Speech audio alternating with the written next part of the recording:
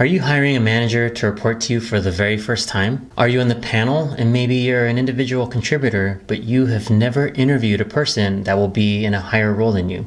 These are all scenarios that I've found myself in, and no one really showed me how to interview for leadership. I knew how to get at tactical concepts, but how did I know this person was going to be a great leader? Well, we're going to get into that today.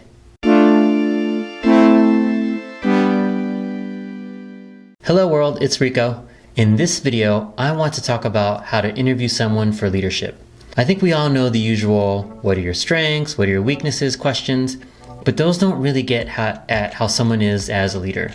In another video, I'll also get into the right way to answer those questions, and I'll tell you, most career and interview gurus get this completely wrong, but let's save that one for next time. So you know you don't want to hire a bad leader, so what are the types of questions that actually get at some of those traits that don't come from your standard job interview questions? We already know what good leadership is, and it's important, and if you don't, I have another great video on leadership that you can watch, and I'll link it here and in the description below. For today, I'm going to give you 5 simple yet insightful questions to help you get at the candidate's leadership style and skills relatively quickly. I'll also give you some suggestions on how to answer these questions and what to look for. Many candidates I interviewed for leadership roles gave me feedback on how different yet insightful my session was with them. I think that is a great sign that these questions ask people to really dig deep, be honest, and self-reflect.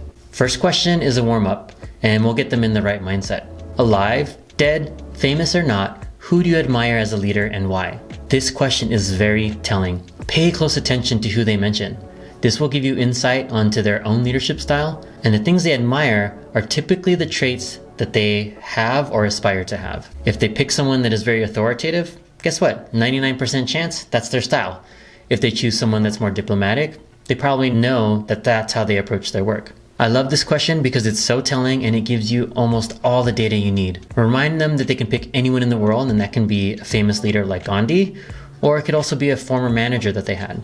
As for answering this question, be sure you pick someone you truly admire and aspire to be. The interviewer will be paying close attention to how you answer, since the person you pick will be a direct reflection of your own personal leadership style.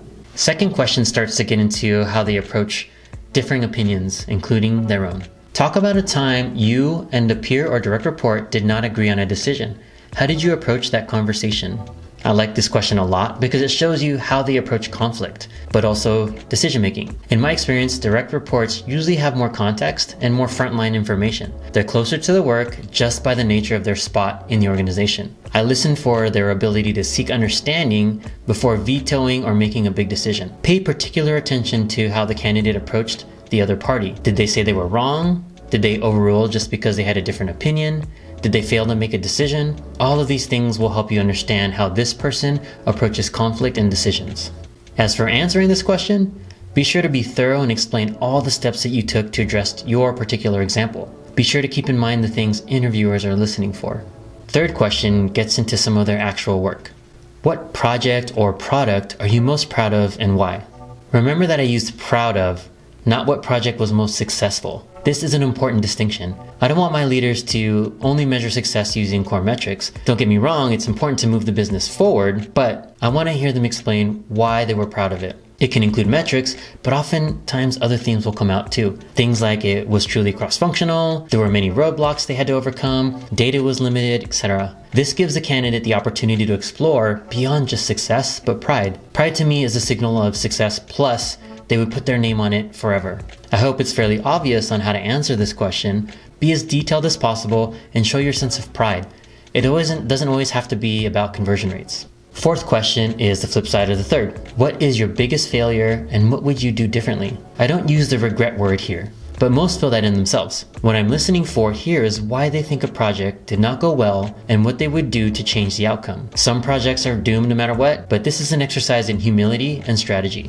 They need to be big enough to admit their contribution into the failed project. If they don't, that's a flag for me, but also have enough experience to understand what could have steered it to success. This one should also be obvious on how to answer the question. Be honest, own your part, and be smart about how you would change the outcome. Finally, I ask this of all candidates, not just leaders. Why would you not join our organization? I personally love this question, and I wish more people would ask it. I've uncovered so much gold from candidates. It gives them a chance to be vulnerable and thoughtful about what hesitations they have about you or your company. At Netflix, things like the Keeper test and Glassdoor reviews about the culture of fear often came up. It gave me an opportunity to address those concerns with the candidate, but also with our talent team and my executive peer group. It helped us get an idea of what candidates think about our culture and company, and I could address it head on. So there you have it, some less conventional questions that I like to ask candidates who are applying for leadership roles. I like them because they get at what I need without leading the candidate or getting too tactical. If you're curious about the traits hiring managers are looking for in leaders, check out my video on the top 7 leadership traits. This should help you understand what they're looking for and how to incorporate those traits into your interviews. Thanks all, and I'll see you next time.